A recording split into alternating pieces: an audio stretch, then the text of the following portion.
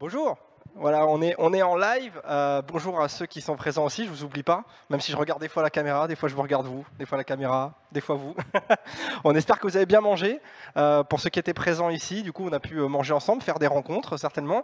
On espère que vous aussi, du coup, vous êtes reposés et repartis pour une série de conférences, d'autant plus que on commence très très bien l'après-midi. Je suis avec Jérémy Pinto. Salut Jérémy, tu es Alors, cofondateur de Just. tout à fait. Alors, si le micro marche. Oui, exactement, exactement.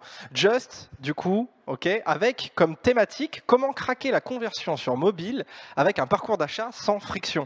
On le sait, bon, c'est pas une surprise, ça fait des années qu'aujourd'hui, bien évidemment, l'achat sur mobile est une priorité aussi. Il faut savoir, bien évidemment, allez-y, installez-vous, installez-vous. Vous arrivez au bon moment. Il faut savoir utiliser, connaître les contraintes, connaître les forces de ce support, et donc c'est primordial aujourd'hui de s'intéresser bien évidemment à comment optimiser le parcours d'achat sur mobile. Je vous rappelle que vous pouvez à tout moment, vous qui êtes présent ici, si vous jamais vous voulez interagir avec Jérémy, lui poser des questions. Et également chez vous, voilà, moi j'ai accès au chat, donc je peux également transmettre vos questions et je vous invite vraiment à le faire. Ça y est, j'ai fait le petit tour. Merci Nicolas Jérémy, je pour t'en prie. cette introduction. Ravi d'être ici au D2C Connect pour présenter un petit peu Just et parler de cette thématique de la conversion sur mobile. Alors, ce que je vous propose, avant de commencer, de rentrer dans le vif du sujet, c'est de peut-être faire un petit tour de table des personnes qui sont présentes et éventuellement celles qui sont en ligne pour savoir tout simplement qui vous êtes. Allons-y. Ok. Super.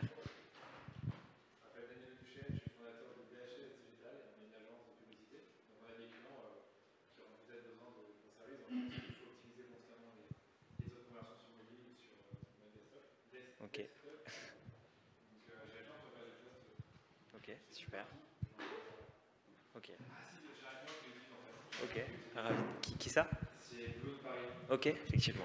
Ouais, bah, marche plutôt bien.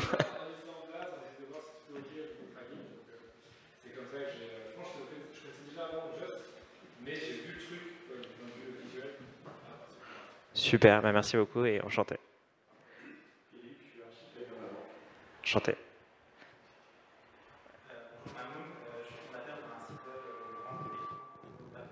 Ok.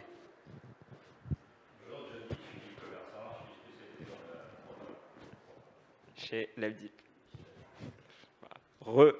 Johnny, puisqu'on se connaît déjà. Écoutez, je suis super content de faire votre connaissance.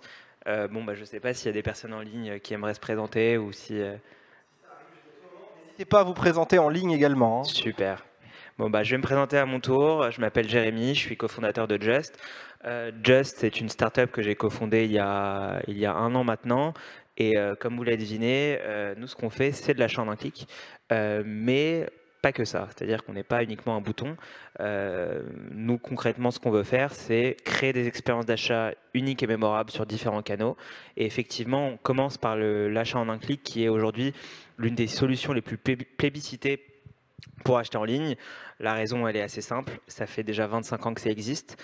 Ça a été démocratisé par Amazon depuis déjà des années, qui a mis un brevet dessus. On va d'ailleurs en reparler. Mais voilà, le sujet est intéressant pour en discuter, notamment un petit peu plus tard. Quelques mots sur Just. Notre histoire. Donc on a été créé il y a un an. On a fait une levée de fonds en mars dernier avec Otium Capital, qui est le fonds de Pierre-Édouard Stérin que vous connaissez sans doute, qui a un fort ADN e-commerce et solutions tech e-commerce. Donc ils ont accompagné des boîtes comme Feed, comme Oh My Cream, mais également des boîtes côté tech comme Silver.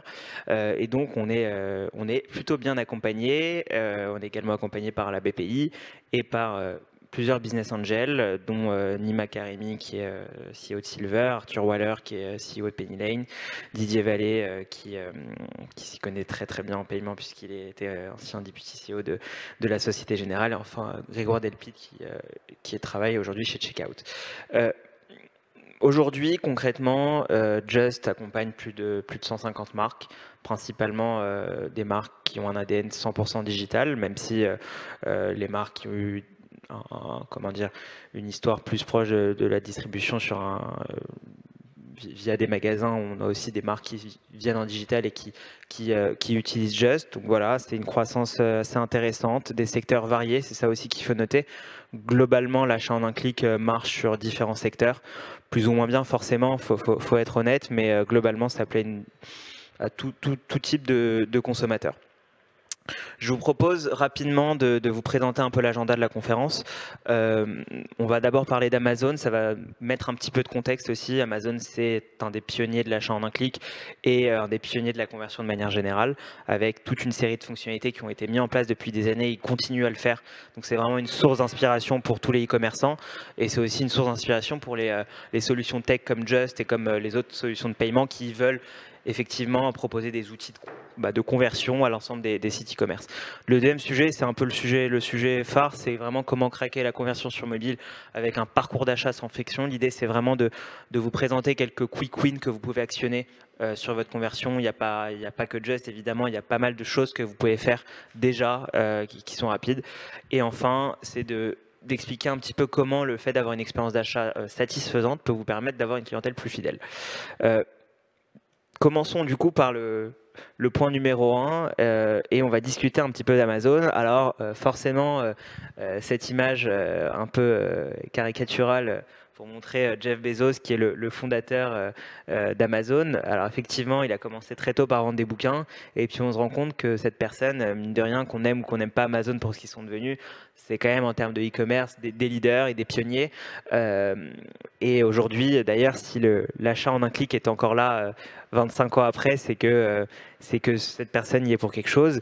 Et finalement, à l'origine, il y a une volonté côté Amazon de créer un parcours d'achat sans friction assez tôt dans l'histoire d'Amazon et de permettre aux consommateurs d'avoir un parcours ludique, fun, qui permet de réduire tout simplement les abandons de panier. Et en fait, l'achat en un clic, c'est devenu une évidence. Et c'est aussi pour ça qu'à un moment donné, le e-commerce était vraiment au tout début qu'ils ont décidé de le breveter. Ça paraît assez dingue aujourd'hui de se dire qu'on peut breveter ce genre de technologie parce que c'est commun le e-commerce, mais la réalité c'est qu'à l'époque c'était assez innovant. Il y a même iTunes qui a carrément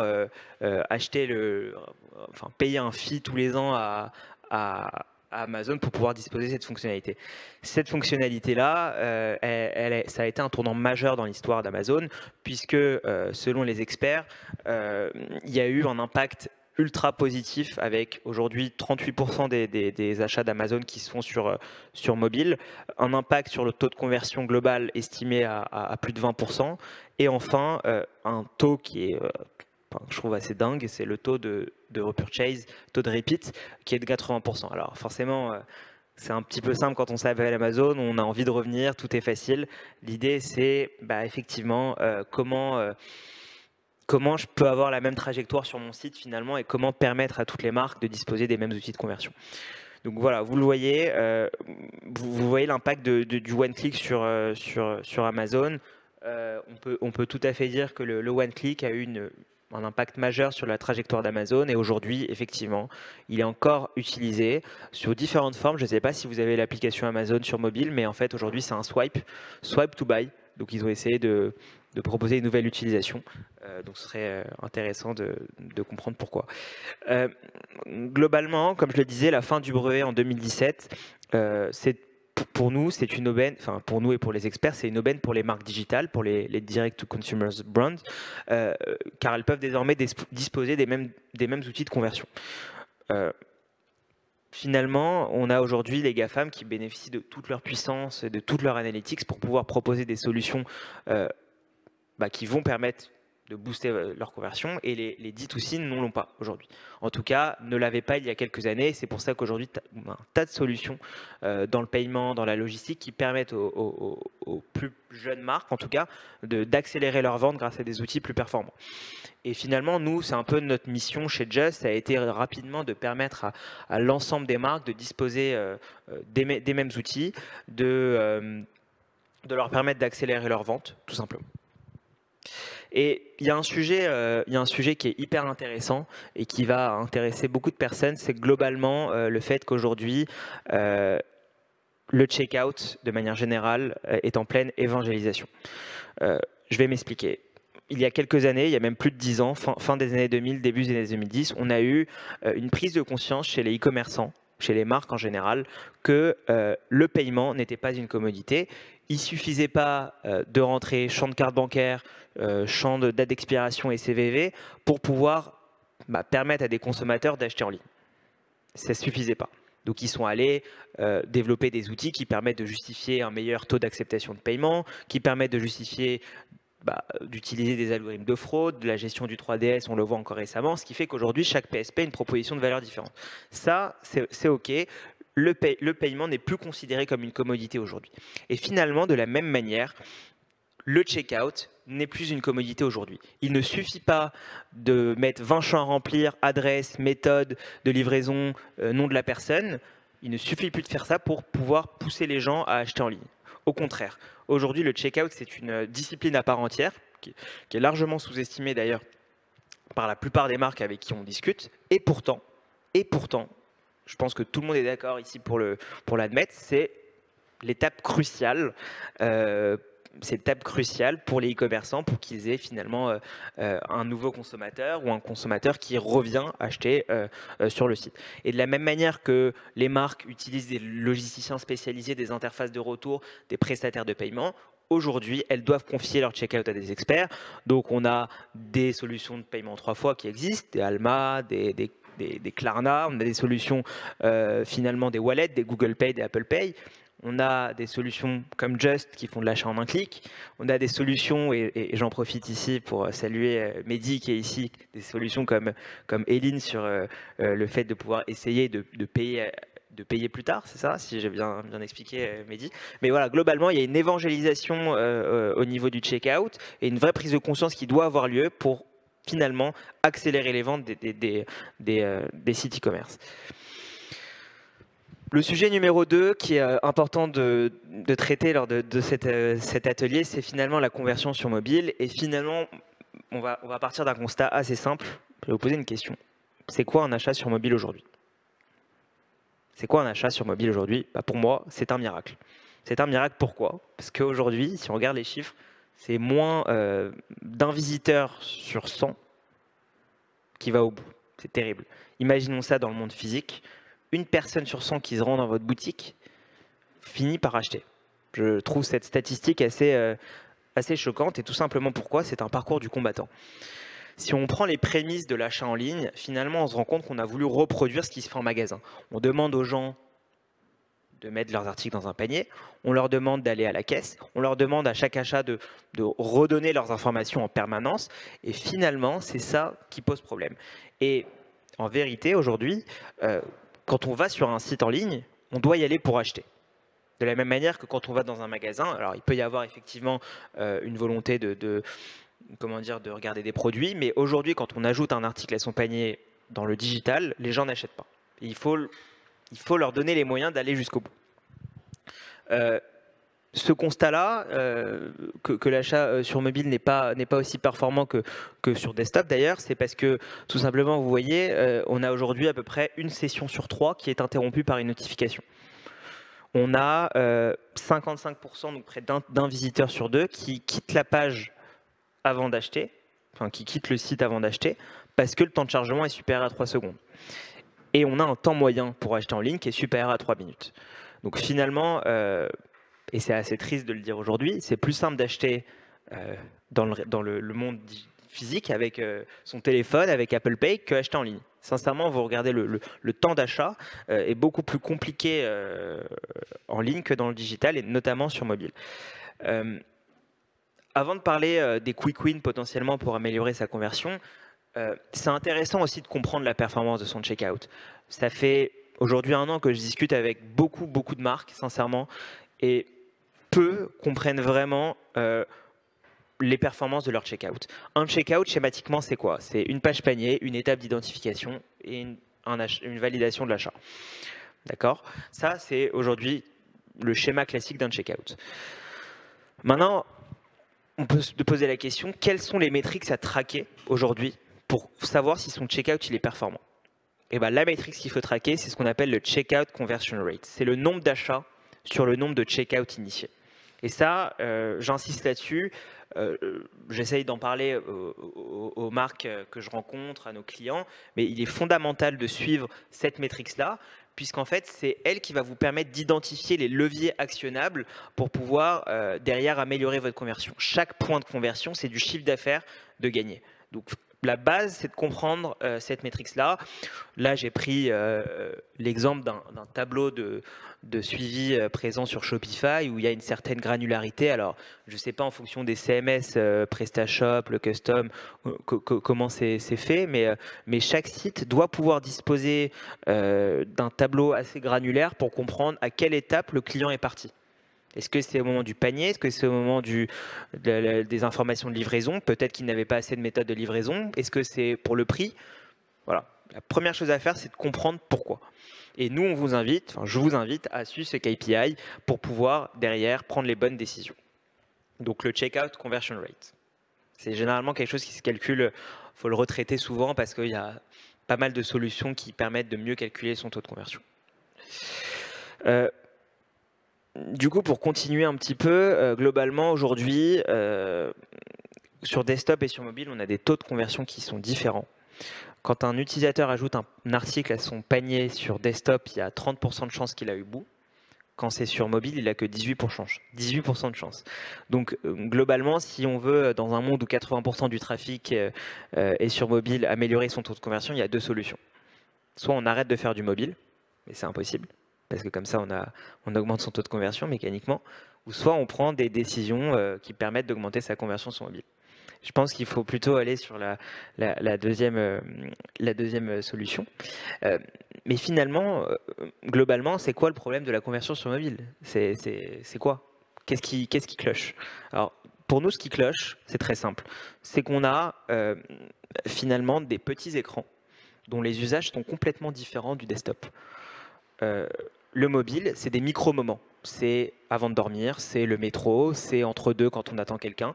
Et qui dit micro-moment dit nécessité de raccourcir le parcours d'achat. Quand on est sur desktop, il y a un effort, mine de rien, physique, de sortir son ordinateur. Il y a un effort qui est inconscient de devoir aller jusqu'au bout. Sur mobile, ça n'existe pas. Sur mobile, c'est fondamental de devoir raccourcir le parcours d'achat parce que chaque micro-moment, chaque micro-session d'un utilisateur, c'est une opportunité finalement de le convertir pendant ce court instant. Et donc ce qu'on a constaté, c'est qu'il y avait des parcours d'achat qui étaient inadaptés, trop de pages, trop longs, trop de clics, du scrolling. Le scrolling, c'est ce qui fait que sur mobile, vous descendez vers le bas, vous remontez vers le haut, et donc en tant que consommateur, c'est ultra pénible parce que l'information de prix, de livraison n'est pas disponible en permanence, parce qu'on a des temps de chargement qui sont super longs selon la connectivité, qu'on a, et ça c'est super important, la taille des applications que vous installez, les différents modules, ils ont une certaine taille et ils peuvent ralentir votre site, ils peuvent ralentir le site e-commerce, le site d'un e-commerçant, si celui-ci est trop lourd et si la connectivité n'est pas bonne. Donc quand vous installez un module, c'est super important de regarder son poids. Voilà, globalement, c'est les constats que nous, on a identifiés, hormis ceux que vous connaissez déjà, qui sont le fait de se créer un compte et de s'identifier, qui crée une friction au tout début du parcours d'achat qui doit être, selon nous, corrigée. Et donc, vous l'avez vu, la statistique, elle est assez intéressante, c'est que aujourd'hui, dans le e-commerce, on a à peu près 70-80% d'avant de panier. 40% de ces abandons de panier sont dus à des parcours d'achat trop complexes. Donc on peut corriger ça. Qu'est-ce qui marche aujourd'hui? Très simple. Et je vais prendre l'exemple de solutions qui ne sont pas forcément, de solutions tech qui ne sont pas forcément des e-commerce. J'ai pris volontairement l'exemple de Uber, Deliveroo. C'est des outils qu'aujourd'hui on a l'habitude d'utiliser maintenant depuis quelques années. Elles sont rentrées dans notre quotidien. Qu'est-ce qui caractérise ces deux applications, Uber et Deliveroo? C'est des parcours d'achat, mine de rien c'est de l'achat, mobile first. C'est-à-dire que vous avez des call to action qui sont tout le temps visibles en permanence, des call to action qui sont clairs, visibles. On n'a pas de scrolling, on passe pas d'une page à l'autre. C'est que des iframes qui vous permettent de naviguer vraiment de façon très mobile first. Dans le e-commerce, il y a Choose, que vous connaissez sûrement, qui fait ça. Et je vous invite à télécharger l'application de Choose pour voir à quel point le fait d'avoir cette barre que vous voyez sticky en bas et il y a aussi une autre barre en haut permet de fluidifier la navigation. Donc, finalement, penser mobile en premier, c'est fondamental pour identifier ce qui peut être amélioré côté conversion sur mobile. Après, c'est pas non plus évident pour toutes les marques d'avoir une application mobile. Ça coûte cher et foncièrement, c'est pas possible. Donc, à défaut de pouvoir créer des applications mobile first, nous, on a créé un checkout qui permet à n'importe quelle marque de disposer d'un checkout avec un comportement mobile first, complètement optimisé sur mobile. J'aimerais partager avec vous quelques quick wins pour améliorer votre conversion sur mobile. C'est pas du tout de geste, hein, mais globalement, de façon très simple, vous pouvez éviter à vos clients de se créer des comptes. Vous pouvez minimiser le nombre de champs qu'ils aient à remplir. Aujourd'hui, on estime que moins de 11 champs à remplir, c'est bien. C'est un bon nombre pour limiter le risque de les voir partir. On peut rendre visible le code promo tout au long du parcours d'achat. Ça, c'est super important, surtout qu'à chaque fois que vous allez leur proposer une nouvelle méthode de livraison, le consommateur, ce qu'il fait, c'est qu'il regarde combien ça lui coûte tout le temps. C'est ça qui compte pour lui. Donc ça, c'est fondamental. Des call to action clairs, visibles, et pourquoi pas le rendre sticky sur mobile. Je pense que c'est clair pour tout le monde. Le sticky, c'est le bouton qui est tout le temps là en permanence. On a le fait d'avoir un peu d'autofill et de placeholder, c'est-à-dire que tous les consommateurs n'ont pas la même appétence pour le mobile. Il y a différentes personnes qui ne savent pas que, je sais pas moi, que adresse mail, ça paraît bateau, mais qu'adresse mail, ils ont besoin qu'on leur écrive exemple@gmail.com. C'est basique, mais il faut le faire pourtant. Donc ça, c'est l'autofill, le placeholder, c'est fondamental. Enfin, un autre élément qui peut être hyper important, et ça Amazon le fait depuis longtemps, c'est l'ETA, la date estimée d'arrivée.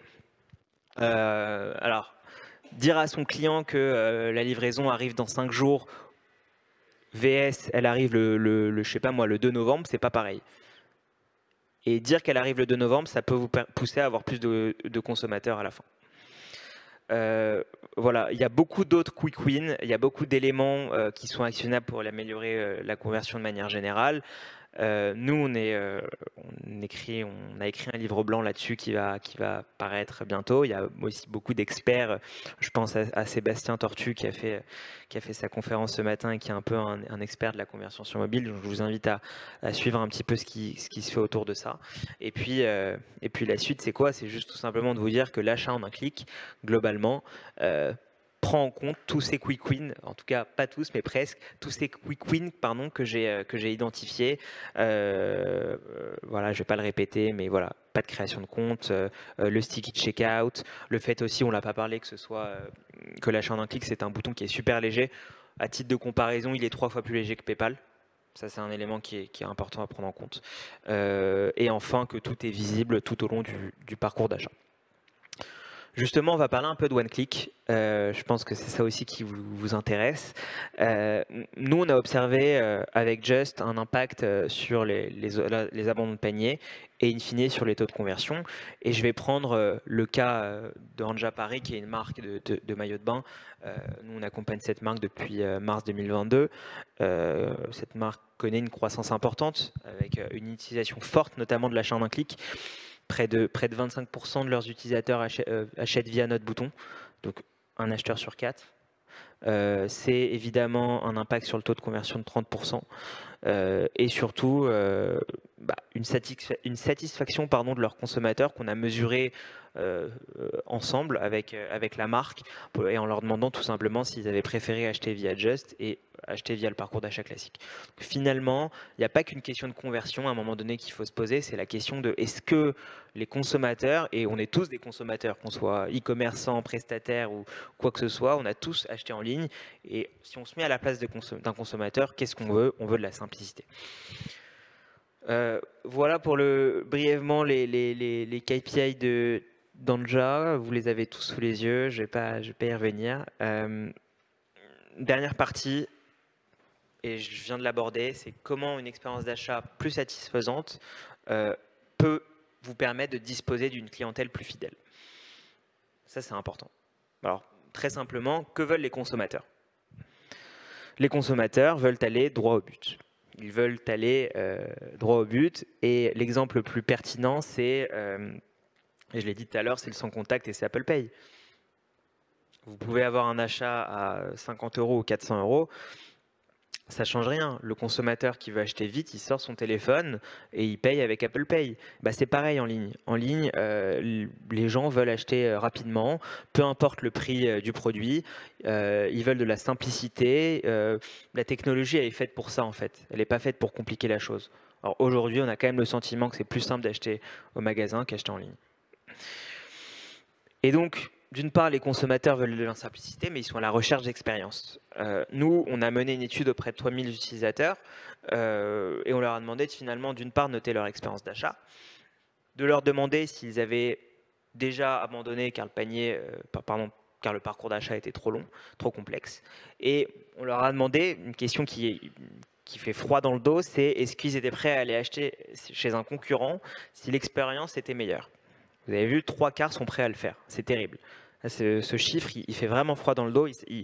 Il amène un petit peu à réfléchir de est-ce que je dois mettre beaucoup de moyens dans, je sais pas, le design de mes produits, dans l'acquisition, dans de la marque, dans des frais finalement qui n'apportent pas de grand-chose, ou est-ce que je dois focus sur ma conversion parce que in fine, c'est pas le plus important, c'est peut-être pas d'avoir une base de visiteurs solide, mais c'est d'avoir une base d'acheteurs solides. Voilà. Ça, c'est super important. C'est capitaliser sur la base client que vous avez plutôt que d'aller chercher des visiteurs qui vont juste se balader sur votre site. Donc voilà un petit peu pour ce que je peux vous dire. Vous avez les statistiques sous les yeux. 3/4 donc sont prêts à aller acheter un produit chez un concurrent et effectivement, à peu près 70% des acheteurs aimeraient que les marques fassent plus d'efforts sur leur expérience d'achat de manière générale. Je vais avancer pour vous montrer un petit peu ce que recherchent les consommateurs. C'est tout simplement une expérience d'achat mémorable. Et cela, c'est tout au long du parcours d'achat, avant, pendant, après.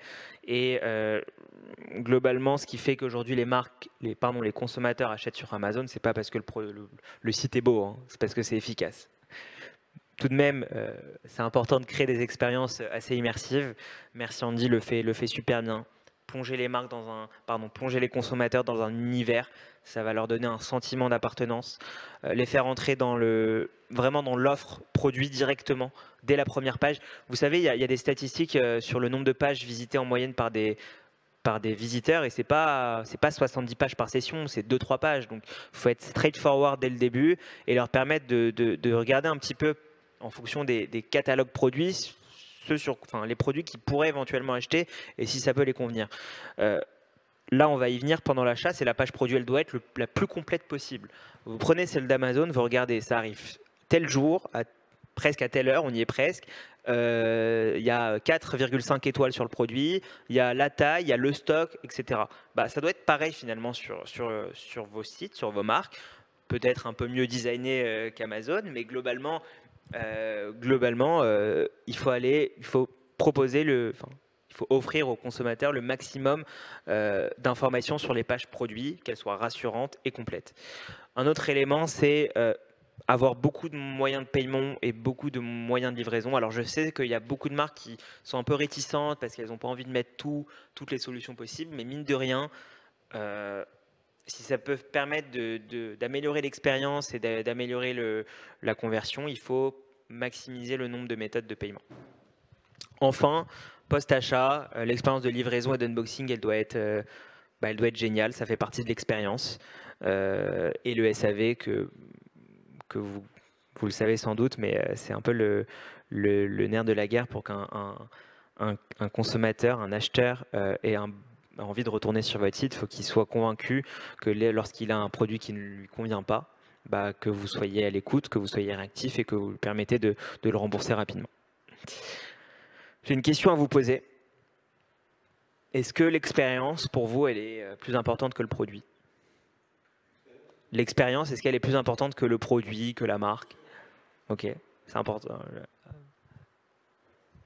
Ouais, vous êtes d'accord? Ok. Pourquoi?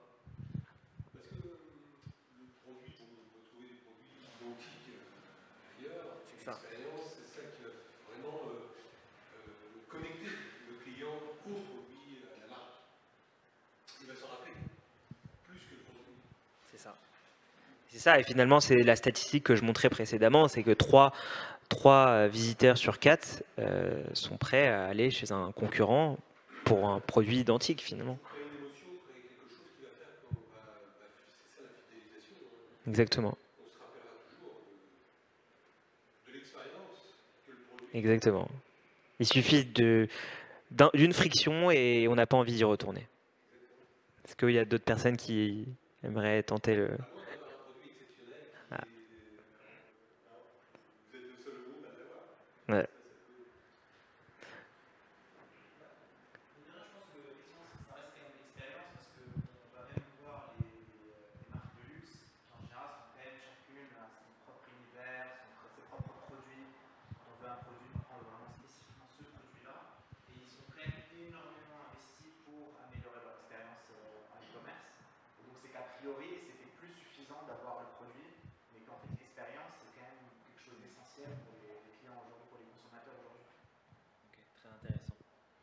Merci.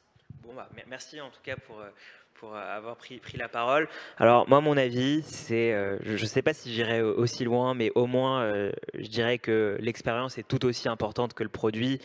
Je pense que mine de rien, l'expérience que vous développez, que les marques développent, elle est clé. L'offre de produits, c'est super important.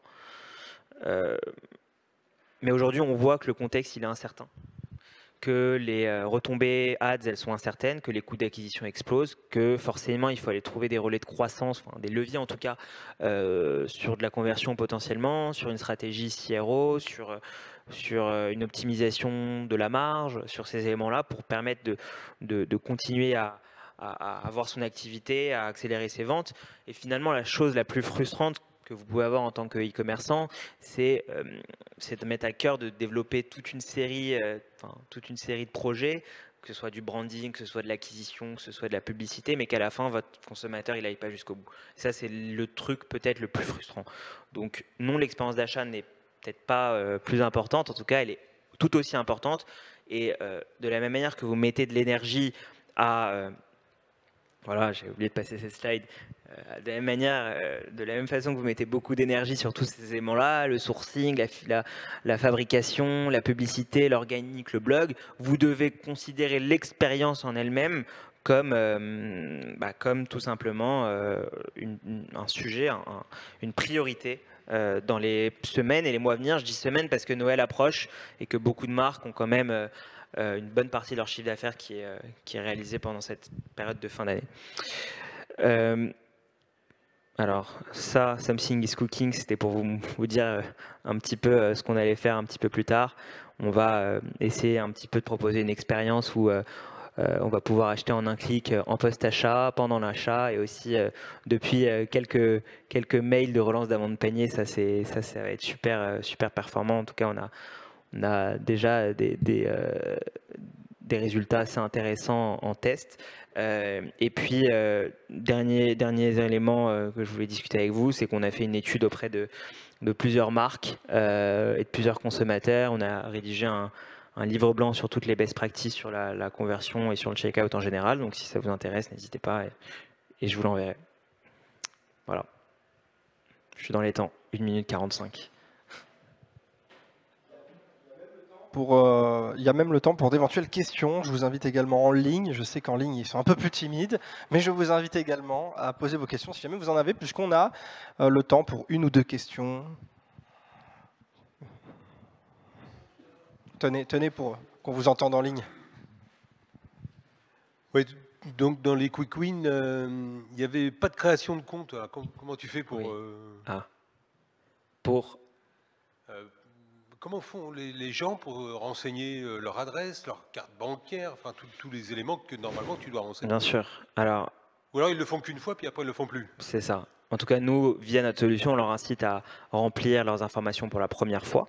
Ouais. Et derrière, peu importe le site, ils peuvent acheter en un clic parce que toutes leurs informations sont remplies. Du prénom, du mail, à la carte bancaire, etc. Mais ça, tu peux le trouver partout, par exemple sur Shopify. Alors, il y a le checkout en tant qu'invité, mais ce qui n'est pas possible de faire, c'est de le retrouver sur tous les sites. Alors peut-être que Shopify le fait, mais en fait, la question que nous on se pose, c'est est-ce que le consommateur sait ce que c'est que Shopify? Le consommateur lambda, il ne sait pas ce que c'est qu'un CMS. Donc si vous prenez, je ne sais pas moi, une niche qui est la culotte menstruelle. Je dis ça parce qu'on a pas mal de clients là-dedans, que c'est un produit qui est assez à la mode. Bah, vous avez les nouveaux entrants qui sont sur Shopify, vous avez les acteurs un peu plus établis qui sont sur PrestaShop, et vous avez les TAM, etc., qui sont finalement sur du site custom. Mais le consommateur, à la fin, il va regarder toutes ces marques, et peu importe le CMS, lui, ce qu'il veut, c'est acheter rapidement. Donc, il y a des solutions d'autofill qui se mettent en place, mais elles ne sont pas tout à fait identiques selon les CMS. Elles ne sont pas tout à fait identiques selon les appareils et selon les navigateurs. Vous allez peut-être avoir la possibilité d'avoir un checkout un peu plus rapide sur desktop, mais le jour où vous allez aller sur votre téléphone, bah, il n'y a rien qui est rempli. Donc oui, il y a des solutions, il y a quand même un début à ça. Il y a l'autofill de Google ou de Apple, mais ce n'est pas suffisant. Ça ne permet pas de raccourcir le parcours d'achat, ou en tout cas, ça n'a pas permis jusqu'ici de résoudre la problématique des abandons de panier. Est-ce qu'on peut aller plus loin? Par exemple, là, je prends l'exemple de Dirty Lemon, c'est une boisson américaine où tu peux faire ta commande. Alors bien sûr, il faut avoir renseigné sa carte bancaire, ses coordonnées, enfin, tout le tremblement. Et lui, il peut accepter des commandes par SMS. Et ça, je trouve ça génial. Ah, c'est génial. Bah, finalement, c'est un peu du headless, c'est-à-dire qu'en fait, il va créer des liens de paiement directement par SMS. Il peut le faire par mail ou par WhatsApp ou par Instagram.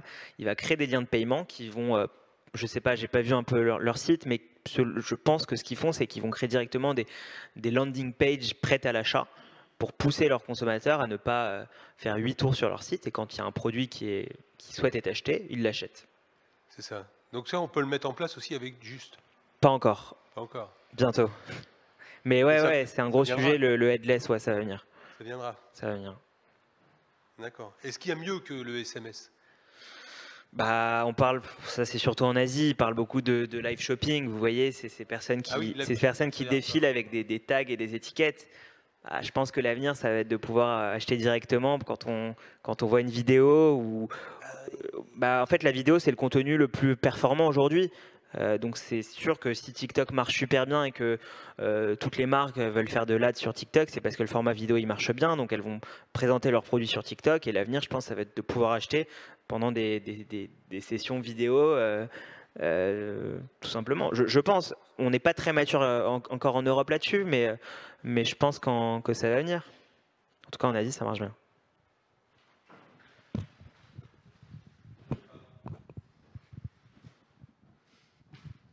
Si jamais moi j'ai une question, c'est à propos de la mise en place de ce service. C'est-à-dire que moi je suis une entreprise, j'ai envie de mettre ça sur mon site.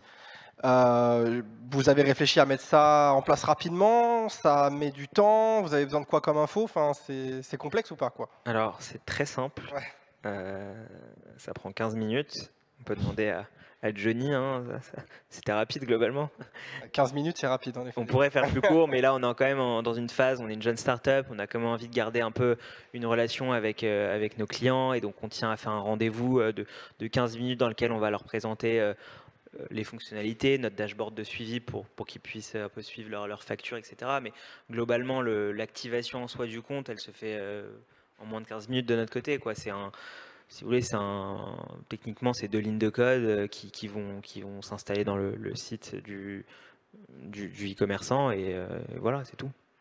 C'est très rapide. Nous, on développe une intégration automatisée, donc en moins de 2 minutes, ça se fait. La partie technique se fait en moins de 2 minutes, et dans les prochains mois, on va faire en sorte que n'importe quelle personne qui ait ou non un bagage technique puisse l'intégrer d'elle-même.